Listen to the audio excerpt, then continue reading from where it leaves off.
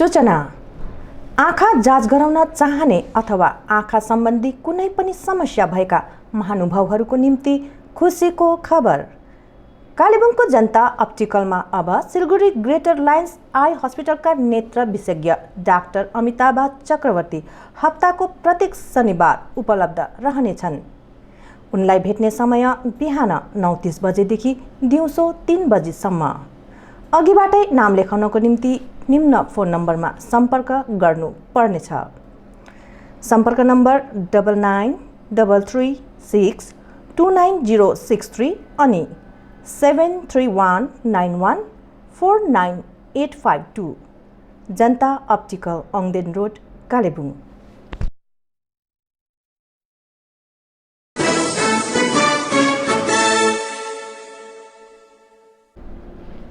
गोर्खा च्यानलका हाम्रा प्रिय भ्युअर्सहरूलाई स्वागत अनि अभिनन्दन। तपाईहरुको साथमा छु म याङ्की साम्डु भुटिया। अब लागौं खबरहरुतर्फ। गलत नेतृत्व र व्यक्तिगत स्वार्थको कारण पहाडका युवाहरू विस्थापित हुन परेको बताउँदै पहाडमा शान्ति र विकासको निम्ति लगातार रूपमा आफूहरूले काम गर्ने गोजमुमो महासचिव अमिर बस्नेतले पत्रकार सम्मेलन मार्फत बताएका छन्। गोर्खा जनमुक्ति मोर्चाका पूर्व अध्यक्ष विमल गुरुङ ज्यू आउने कुराले जुन पहाडको स्थिति बनायो, यहाँबाट हामीले सिधासिधी के बुझ्छौँ भने पहाडमा आज पनि विरोधाभासको राजनीति गर्ने एउटा दस्ता पर्खेर बसिरहेको छ, समयलाई पर्खेर बसिरहेको कुरा स्पष्ट भयो है। सुरुमै के भयो भने विमल गुरुङज्यू जुन विस्थापित जीवन उहाँले बिताउनु भएको थियो, त्यस पछाडि आउने जुन उहाँले निर्णय गर्यो त्यो उहाँको व्यक्तिगत निर्णय हो। तर व्यक्तिगत निर्णय हुँदाहुँदै पनि एउटा जुन चाहिँ मुद्दा थियो अथवा जनतालाई जसरी उहाँले भन्नुभएको थियो है, एक समय अब एकदमै जनतालाई आवेशमा ल्याउने है, जनताको भावनालाई बटुलेर मुद्दा बनाउने अनि जनतालाई एउटा विश्वास दिएर आन्दोलन गर्नु लाउने नेताले जब समर्पण गर्छ त्यति बेला प्रश्न उठ्नु त जायज हो नि। जनताले प्रश्न गर्नु त जायज हो नि कि यदि नेताले घुँडा टेक्नु थियो भने हामीलाई किन उक्साए त, अथवा हामीलाई आन्दोलन गर्नु किन लगाए त। अनि जसरी समर्पण गर्दैछौ, समर्पण गर्नुभन्दा अगाडि चाहिँ तपाईँको नेतृत्वमा भएको आन्दोलनमा जति पनि नोक्सानी भएको छ त्यसको चाहिँ के हुन्छ भनेर प्रश्न त जनताले गर्नै सक्छ नि। त्यति त गर्ने अधिकार छ जनतालाई है। जब त्यो प्रश्नहरू गर्नुको लागि अगाडि आयो त्यति बेला हामीले के देख्यौँ भने यहाँनिर चाहिँ धेरैजना साथीहरू अहिले पनि पहाडमा अशान्त गर्ने अथवा पहाडमा विरोधाभासको एउटा सोच लिएर उहाँहरू बस्नु भएको रहेछ। र उहाँहरूले जस्तो प्रकारले प्रचार गर्नुभयो, जस्तो प्रकारले उहाँको ठाउँ ठाउँमा मिटिङ भयो, उहाँको स्पिचहरू पनि हामीले सुन्यौँ, त्यसमा एकदमै उहाँहरूले बदला लिने भावना राख्नु भएको रहेछ है। यसले चाहिँ पहाडको राजनीतिमा राम्रो प्रकारको राजनीति हुँदैन अथवा संस्कारपूर्ण राजनीति चाहिँ हुँदैन भन्ने कुरा स्पष्ट छ। अनि कालिम्पोङमा जुन पोस्टरिङ गरियो त्यो चाहिँ एकदमै दुर्भाग्यजनक पोस्टरिङ गरिएको थियो, जसको रिटालिएट हामीले गर्नुपर्ने थियो र हामीले गऱ्यौँ पनि है। किनभने अब फेरि पहाडमा खुन खराबा हुन्छ, अब फेरि पहाडमा बदलावको भावनामा राजनीति गरिन्छ। जस्तै 2007 सालमा जिएनएलएफका साथीहरूको आफ्नै प्रतिद्वन्दी साथीहरूको घरहरू जलाए अनि यहाँबाट पहाडबाट खेद्ने काम गरे उहाँहरूले है। विपक्षको घरमा ढुङ्गा हान्ने, विपक्षले बोल्नै नपाउने, आज त्यो खालको जुन परिस्थिति भएको थियो, आज त्यही परिस्थितिलाई फेरि फर्काउने चेष्टा जुन चाहिँ गरियो यसको चाहिँ एकदमै हामी घोर विरोध गरेका हौँ है। हामीले उहाँहरूको नीतिको विरोध गरेको, व्यक्तिसँग हामीलाई केही पनि छैन है, व्यक्तिसँग हामीलाई केही पनि छैन, तर जुन नीति लिएर उहाँहरू अगाडि आउनुहुँदै थियो त्यसको चाहिँ हामीले विरोध गरेका हौँ। हामी पहाड शान्त चाहन्छौँ। 2017 सालमा अनित थापा अनि विनय तामाङज्यूले जुन शान्ति बहाली गर्नुभएको छ, जुन गणतन्त्र ल्याउनु भएको छ, त्यो गणतन्त्रमा सबैले नै पार्टी आफ्नो राजनीति गर्नु पाइरहेको छ है। 2017 सालमा ल्याएको गणतन्त्रले विपक्षकहरूले भोट हाल्नु पाउँदैन, विपक्षकहरूले मिटिङै गर्नु पाउँदैन भन्ने खालके राजनीति गरेनौँ। जुन राजनीति चाहिँ 2011 सालमा है विधानसभा इलेक्सनमा गोर्खा जनमुक्ति मोर्चा विमल गुरुङकाहरूले गरेका थिए। त्यस पछाडिको इलेक्सन 14मा पनि विपक्षकहरूलाई धेरै सताएको तपाईँहरूलाई थाहा छ है। प्रत्येक इलेक्सन हेर्नुभयो भने त्यो इलेक्सनहरू हामीले देख्छौँ कि मोर्चाका एकजना नेतृत्व है, उहाँले के भन्नुहुँदै थियो भने जुन केस विनय तामाङलाई लागेको छ, जुन केस अनित थापालाई लागेको छ र अन्य उहाँहरूको समर्थकहरूलाई लागेको छ, आज त्यही केस विमल गुरुङ र अन्यलाई लागेको छ, तर उहाँहरू चाहिँ आउनु पाएको छैन, यस्तो स्थिति छ, परिस्थिति छ होइन, उहाँहरू चाहिँ खुल्लेआम हिँडिरहेको छ भन्ने कुरा उहाँले गर्नुभएको थियो। यसमा एउटा कुरा चाहिँ इम्पोर्टेन्ट के हो भने लजिकल र अब के अरे कानुनको मुताबिक कानुनको दायरामै बसेर हेर्नु हो भने पनि अनित थापा, विनय तामाङ र अन्यहरूलाई पनि केस लागेको छ उहाँहरू हुनुहुन्छ। तर उहाँहरूले चाहिँ कोर्टमा प्रेजेन्स दिइरहेको छ नि, कोर्टले बोलाएको समयमा कोर्टको समन जुन हुन्छ त्यहाँ समनलाई रेस्पेक्ट गरेर गइरहेको छ नि, त्यसले गर्दाखेरि उहाँहरू खुल्ला रूपले हिँड्नु पाइरहेको छ। तर विमल गुरुङ र अन्यहरूको नाममा त प्रोक्लेम अफेन्डर भनेर घोषणा भएको छ। त्यसको मतलब के हो भने घोषित अपराधी। त्यो त हामीले बनाएको होइन, जनताले बनाएको होइन, विनय तामाङको पार्टीले बनाएको होइन, गोर्खा जनमुक्ति मोर्चाले बनाएको होइन, अनि जिटिएले बनाएको पनि होइन है। उहाँलाई चाहिँ कोर्टले घोषित अपराधी भनेर प्रोक्लेम अफेन्डर भनेर उहाँलाई घोषणा गरेको।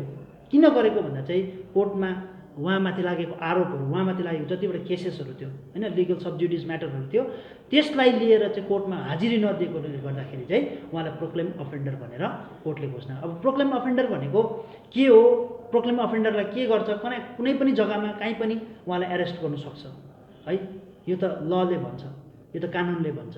त्यसले गर्दाखेरि उहाँहरू त कोर्टबाटै भगौडा भएको नि, जिटिएले होइन नि खेदेको, अनि अनित थापा र विनय तामाङले पनि हामीले घोषणा गरेको होइन नि, हाम्रो पार्टीले घोषणा गरेको होइन नि, यो त कोर्टले कानुनले घोषणा गरेको कुरा हो नि त। यो चाहिँ एकदमै राम्रोसँगले बुझ्नुपर्छ। जनतालाई कस्तो भावनात्मक बनाउने, जनताप्रति त्यो एउटा सिम्प्याथी गेन गर्नुको लागि है चाहिँ उहाँले यो खालको प्रचार गर्दैछ। तर लजिकल कुरा चाहिँ के हो भने उहाँहरू चाहिँ घोषित अपराधी चाहिँ कोर्टद्वारा भएको हो, त्यसले गर्दा उहाँहरू भाग्नु परिरहेको स्थिति हो। अनि विस्थापितहरूको जति पनि कुरा छ, विस्थापितहरू घर फर्किउन्, उहाँहरूको घर फर्किनुपर्छ। हामीलाई पनि लाग्छ कि विमल गुरुङको गलत नेतृत्व भएको आन्दोलन गर्ने हुँदाखेरि उहाँहरू विस्थापित हुनु परेको है, उहाँले आफ्नो घर छोड्नु परेको। विमल गुरुङको नेतृत्वमा आन्दोलन गर्दाखेरि, विमल गुरुङले अराएको काम गर्दाखेरि उहाँहरूमाथि केस लागेको र उहाँहरूले घर छोड्नु परेको। आज कतिजनाको घरमा बाउ खस्यो, छोरा आउनु सकेन है, कतिजनाको घरमा कस्तो अप्रिय घटनाहरू घट्यो है, आमा खस्यो, कोही सन्तानमा के भयो, उहाँहरू आउनु पाएन, आफ्नो घरमा फर्केर आउनु पाएन। यो धेरैजनाको परिस्थिति हो। त्यो परिस्थिति हेरेर हामीलाई खुसी लाग्दैन नि, हाम्रो दाजुभाइहरू हो, पाहाडबाट हाम्रो मानिसहरू हो, बाहिर बस्नु बाध्य भए हामीलाई खुसी लाग्दैन। उहाँहरू घर फर्किनुपर्छ। तर विस्थापितहरूको जीवनलाई देखाएर राजनीति गर्नु चाहिँ राम्रो होइन। विस्थापितहरूको जीवनलाई राजनैतिक हतियार बनाएर प्रयोग गर्नु, राजनैतिक मुद्दा बनाएर प्रयोग गर्नु चाहिँ यो चाहिँ एकदमै गलत हो, एकदमै गलत र एकदमै निम्न स्तरीय सोच हो। यस्तो खालको सोच राखेर चाहिँ मान्छेमाथि राजनीति चाहिँ गर्नु हुँदैन, त्यो युवाहरूमाथि राजनीति गर्नु हुँदैन। हामी ती विस्थापित युवाहरूलाई भन्छौँ, तपाईँहरू जहाँ जसको सल्लाह मानेर बस्नु भएको छ गलत ठाउँमा हुनुहुन्छ, तपाईँहरू गलत ठाउँमा गलत मान्छेको सङ्गतले गर्दाखेरि तपाईँहरूको जीवनमा पीडा भएको, तपाईँको जीवनमा आएको दुःख चाहिँ तपाईँले गलत नेतृत्वलाई छानेको कारणले हो। त्यसले गर्दाखेरि विस्थापितहरू फर्किनुपर्छ। तर विस्थापितहरू फर्किँदाखेरि त्यसलाई नै राजनीतिक मुद्दा बनाएर है, त्यसलाई नै राजनीतिक मुद्दा बनाएर प्रयोग गरियो भने चाहिँ त्यो चाहिँ असल हुँदैन। आज जुन बाटोहरू बन्द गर्दैछ त्यो बाटोहरू चाहिँ कसैले पनि होइन, आफ्नैहरूले विस्थापितहरूको जीवनलाई देखाएर राजनीति गर्ने जुन स्वार्थ बोकेको छ, त्यो स्वार्थ बोकेको कारणले गर्दा नै आउने बाटोहरू बन्द हुँदैछ। त्यसले गर्दाखेरि उहाँहरूले एकदमै याद गर्नुपर्छ, तपाईँहरूको जीवनलाई राजनीतिक रोटी सेक्ने काम गर्दैछ कसैले, आफ्नो स्वार्थको लागि प्रयोग गर्दैछ, यो कुरा चाहिँ तपाईँहरूले याद गर्नुपर्छ। यो कुरा तपाईँहरूलाई थाहा हुनुहोस्, तपाईँ प्रयोग हुनुहुँदैछ भन्ने कुरा चाहिँ तपाईँहरूलाई थाहा हुनुपर्छ। विस्थापितहरू फर्किउन्, विमल गुरुङ पनि फर्किउन्, हामीलाई भन्नु केही छैन।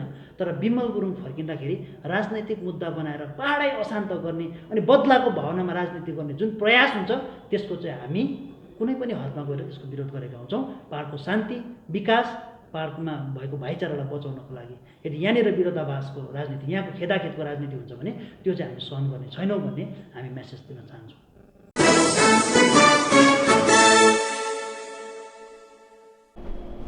पश्चिम बङ्गालका राज्यपाल जगदीप धनखडले राज्यमा कानुन व्यवस्था विषय दिएको बयानको हिल तृणमूल कङ्ग्रेस, कालेबुङ जिल्ला प्रवक्ता शिखा राई अनि भीमसेन अग्रवालले पत्रकार सम्मेलन मार्फत विरोध जनाएका छन्। साथै आगामी विधानसभा चुनावमा जनताले पुनः तृणमूल कङ्ग्रेसको सरकार गठन गर्न मतदान दिने दावी गरेका छन्।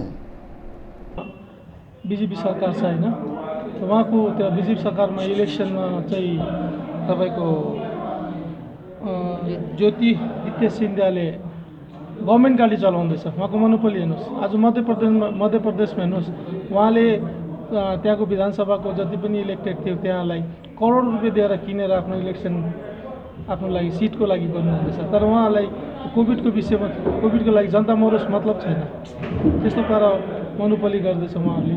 अर्को अब तपाईँको यो जहाँ पनि सरकार उहाँले बनाउँदैछ, आज राजस्थानमा हेर्नुहोस्, त्यहाँ पनि अब अर्को सरकार काङ्ग्रेस सरकार बनिरहेछ। अन्त यसरी नै हाम्रो पहाडलाई अशान्ति बनाउनु लागि गभर्नरलाई पठाएर गभर्नर एउटा एजेन्टको रूपमा काम गर्नुहुँदैछ गभर्नरले।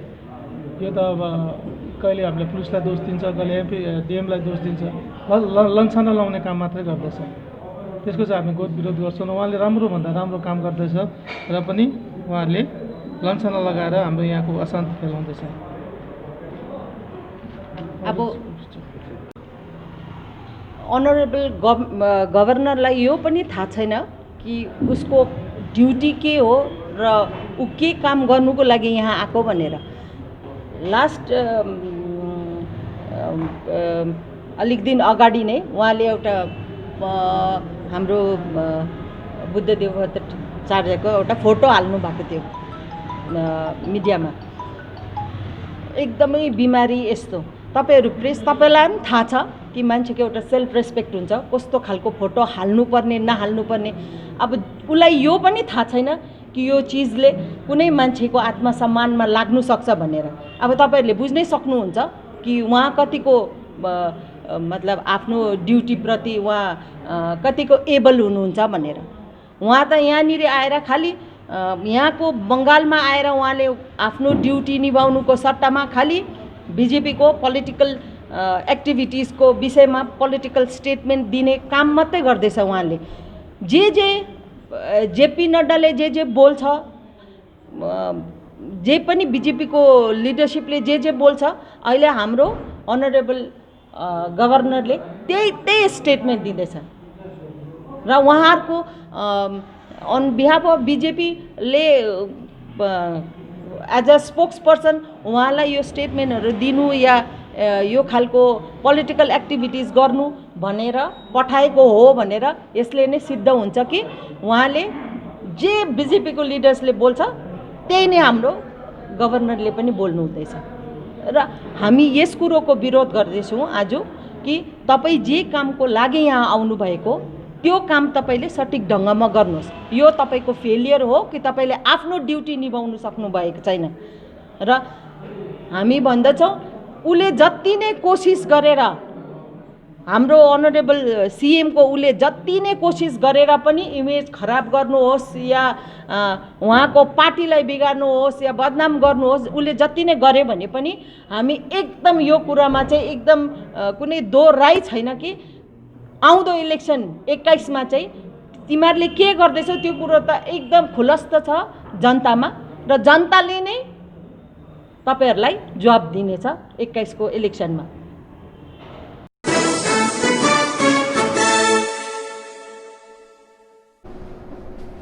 हिमालयन माउन्टेनियरिङ इन्स्टिट्युट एचएमआईले आज आफ्नो 66औं स्थापना दिवस पालन गर्यो। उक्त अवसरमा पश्चिम बङ्गालका राज्यपाल जगदीप धनखर मुख्य अतिथिको रूपमा उपस्थित रहेका थिए। स्थापना दिवस कार्यक्रमको अवसरमा एचएमआईले गत केही दिनअघि आयोजना गरेको Tenzing Norgay MTV challenge cycle प्रतियोगिताको पुरस्कार वितरण कार्यहरू पनि सम्पन्न गरेको थियो। सोही अवसरमा राज्यपालले एचएमआई परिसरको भ्रमण पनि गरेका छन्। नमस्कार, आप सभी को हिमालय माउंटेनिंग इंस्टीट्यूट सबसे हार्दिक अभिनंदन है, स्वागत है। और जो आज का प्रोग्राम है हमारा 66 रेजिंग डे है इंस्टीट्यूट का। 4 नवंबर 1954 को हमारे इंस्टीट्यूट का फाउंडेशन डे रखा गया था और इसी फाउंडेशन डे को हम हर साल मनाते हैं। आज 66 एनिवर्सरी है एचएमआई का। और इसके साथ साथ हमने तेंजिंग नॉर्वे एमटीवी चैलेंज जो कि 27 मई के आसपास प्लान था, because of Covid that got postpone, तो उसको हमने अपना जो है 2 नवंबर को रेस ऑर्गेनाइज की थी और उसका प्राइज डिस्ट्रीब्यूशन सेरेमनी हमने आज अपने एनुअल डे के साथ कंबाइन किया है। ये रेस में कहाँ से पार्टिसिपेट किया? रेस में अगर आप देखेंगे तो इसमें 2 पार्ट हैं, एक वर्चुअल रेस है और एक एक्चुअल लाइव रेस है। एक्चुअल लाइव रेस दार्जिलिंग में हुआ है, मुंगपू से शुरू हुआ था और वो टाइगर हिल पे जाकर के एंड हुआ था, जिसका डिस्टेंस कुल मिला के 35 किलोमीटर था। रेस के दौरान पार्टिसिपेंट चतकपुर सेंचुरी से भी गए थे, जो कि ऑफ रोड एरिया है, आप सभी ने देखा हुआ इलाका है। एंड जो डिफ़िकल्टीज थी इसमें आप देखेंगे मुंगपू से लेकर के 3 माइल तक पूरा अप स्लोप है, करीब 18 किलोमीटर का, बहुत ही टफ टेरेन है, अप स्लोप। उसके बाद जब आप ऑफ रोड आते हैं चतकपुर सेंचुरी के अंदर, वहाँ पे पूरा ऑफ रोड है, बोल्डर्स है, कच्चा रास्ता है, वहाँ साइकिलिस्ट ने काफ़ी अच्छा नेगोशिएट किया जंगल के रास्ते में। फिर चतकपुर से बाहर निकल के फिर से जो मेन हाईवे पे आने के बाद जोर बंगला से सभी राइडर्स ऊपर टाइगर हिल तक पूरा अप स्लोप है। सो डिफ़िकल्टी लेवल हुआ वेरी हाई। जैसे कि हम तेंजिंग साहब के नाम की इवेंट करते हैं, तो चैलेंज भी उन्हीं के तरह स्ट्रॉन्ग और मजबूत होना चाहिए। तो हाँ जी, इस बार अगर आप देखेंगे तो हमने इस इवेंट को 2 अक्टूबर को लॉन्च किया था और विदिन 1 मंथ ऑफ नोटिस, पता ही था कि कोविड सिनेरियो क्या रहेगा, कितने लोग आ पाएंगे, परमिशन मिलेगा नहीं मिलेगा। सो इसमें जो है अभी पार्टिसिपेंट ज़्यादातर दार्जिलिंग से थे, कालिम्पोंग से थे, सिलीगुड़ी से थे, दैन दिल्ली से, JNK एरिया से और रांची से, झारखंड से, इस तरह के ज़्यादा पार्टिसिपेंट। और साथ ही साथ हमें खुशी है कि शॉर्ट नोटिस होते हुए हमारे पड़ोसी राष्ट्र नेपाल से भी 3 से 4 राइडर्स ने आके पार्टिसिपेट किया है। और जैसा कि आप देख रहे हैं कि दार्जिलिंग में भी काफ़ी रेस के साथ उत्साह आते जा रहा है और काफ़ी जो यंगस्टर हैं they also getting into cycling. मेरे को उम्मीद है कि आने वाले टाइम में साइकिलिंग को यहाँ प्रोत्साहन मिलेगा और जो हमारे यंगस्टर हैं, जो छोटे बच्चे हैं, आगे जाके इंटरनेशनल रेस में ही पार्टिसिपेट कर पाएंगे। इसके साथ साथ we are trying to promote sports climbing. Sports climbing जो है ओलंपिक इवेंट है, तो हम कोशिश करेंगे जो हमारा स्पोर्ट्स क्लाइंबिंग एरिया है उसको और डेवलप करें, ताकि हम यहाँ पे दार्जिलिंग के स्टूडेंट जो बच्चे हैं और जो यंग जनरेशन है उनको स्पोर्ट्स क्लाइंबिंग का ट्रेनिंग दें। और जैसा कि मैंने आपको बताया कि we have open that such quick reaction team concept, जिसमें हम बैच के अंदर 40 के ट्रेनिंग्स दार्जिलिंग लोकल्स को सर्च एंड रेस्क्यू का बेसिक ट्रेनिंग कराएंगे और कोशिश करेंगे कि हम जो है फरवरी एंड तक करीब दार्जिलिंग से 400 यूथ को एक टीम तैयार कर सकें, जिनको सर्च एंड रेस्क्यू और डिजास्टर मैनेजमेंट की बेसिक ट्रेनिंग आती हो, ताकि वो जरूरत पड़ने पर लोगों की जान बचा सके और राष्ट्र निर्माण में योगदान दे सके।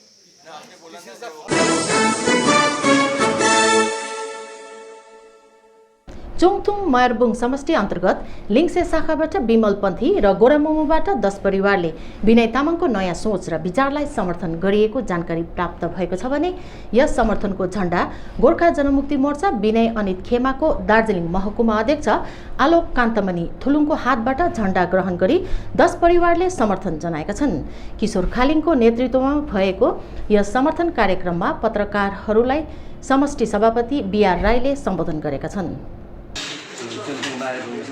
समष्टि लिङ्गे शाखा विमल पन्थी र जिनेरबाट आज प्राय 10 घर हाम्रो साधारण मान्छेले हामी विनय पन्थी र अनि थापाको नयाँ सोच नयाँ विचारलाई समर्थन गरेर आज हाम्रो यो कार्यक्रममा सामेल भएर उहाँहरूले समर्थन गर्नुभएको छ र उहाँलाई हामी हाम्रो पार्टीमा अन्तर्हृदयबाट नै स्वागत र अभिवादन गर्दछौँ। यसरी तपाईँहरूसँग दिनको दिन समर्थनहरू आइरहेको छ, यसरी भनौँ यो बढ्दो समर्थन देखेर तपाईँलाई के लाग्छ? यो 21 को चुनाव तपाईँकै हो या के लाग्छ?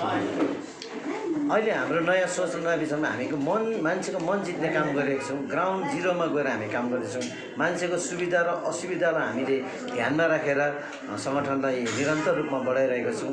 तथापि अब यहाँ बिचमा चाहिँ फेरि हाम्रो दार्जिलिङमा अन्य राजनीतिक पार्टी चाहिँ अलिक झुक्काएर नै काम गर्दैछ। विगत 1 तारिकको म तपाईँहरूलाई यो जनाउँछु, विगत 1 तारिकमा लिङ्गेमा विमल पन्थीको भनेर समर्थन गरायो अघि, तर त्यो मान्छेहरू हाम्रो विमल पन्थीमा थिएन। आज लिङ्गेमा उहाँहरू आइरहनु भएको छ, उहाँहरू विपक्षमै थियो। तर जो विमल पन्थीमा गयो भनेर 1 तारिकको प्रेसमा आयो, 1 तारिकको पेपरमा, उहाँहरू चाहिँ विमल पन्थीमा थिएन। त्यो भाइहरू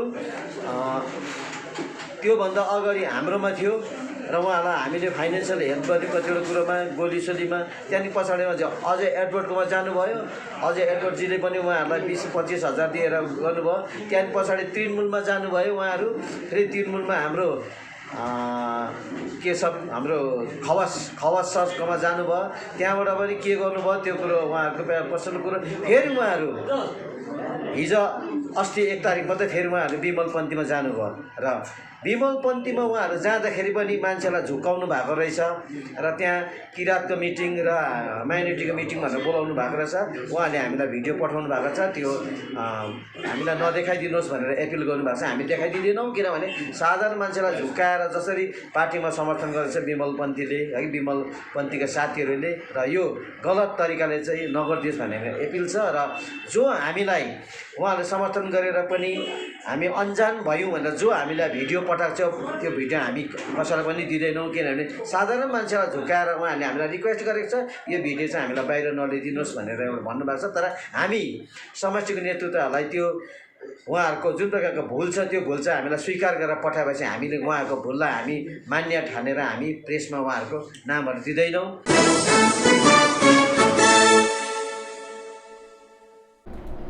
सिन्कोना बगान श्रमिक वर्गको दीर्घकालीन माग पदोन्नति हिजो कलकत्ताको नवन्नाको बैठकमा गोजमुमो सभापति विनय तामाङ अनि सचिव अनित थापाले मुख्यमन्त्री समक्ष राखिदिएकोमा अनि राज्यका मुख्यमन्त्री ममता ब्यानर्जीले उक्त विषयमाथि आगामी हप्ताभित्र नै प्रशासनिक सभा डाकेर चाँडै नै समस्याको समाधान गरिदिने कुरा भएकोमा सिन्कोना प्लान्टेसन वर्कर्स युनियनले आज मङ्पुमा एक प्रेस भेला गरेर राज्यका मुख्यमन्त्री ममता ब्यानर्जी, जिटिए अध्यक्ष अनित थापा साथै पार्टी अध्यक्ष विनय तामाङप्रति आभार व्यक्त गरेका छन्। आज बिहान मात्रै सम्पर्क भयो र उहाँहरूसँग सम्पर्क भएपछि हामीले डिटेल्स थाहा पायौँ र त्यो चाहिँ एडमिनिस्ट्रेटिभ एउटा मिटिङ हुन्छ।